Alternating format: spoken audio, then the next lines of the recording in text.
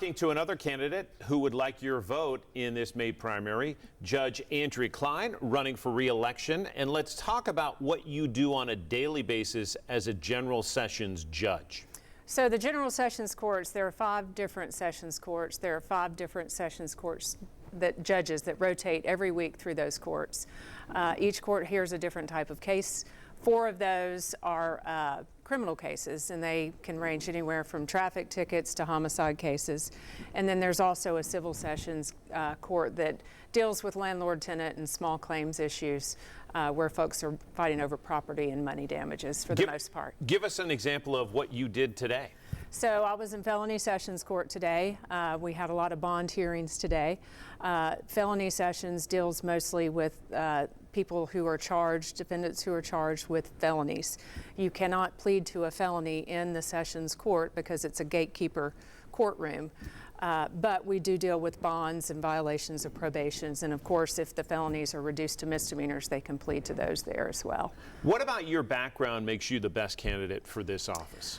Well, I have 30 years of legal experience. My first 5 years I was in private practice. I did a little civil work. I also did some criminal defense. Then I was appointed to be an assistant district attorney general, where I served for 25 years. One of my proudest achievements in that role was establishing the first elder abuse special prosecution unit in the state of Tennessee.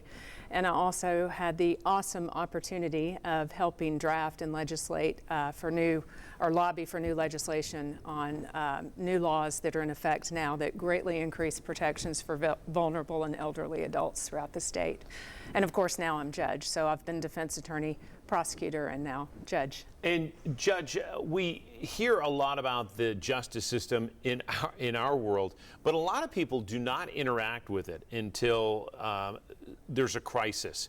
What can you say about the biggest needs right now for the court system from your perspective?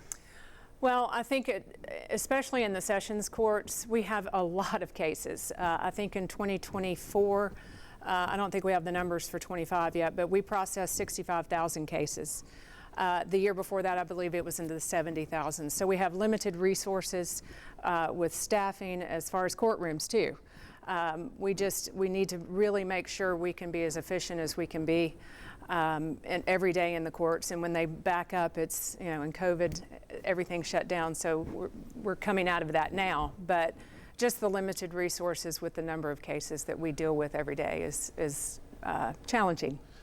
Judge, we'll leave it there. Thank you so much. Best of luck on the campaign trail. Thank you so much. I appreciate you. Absolutely.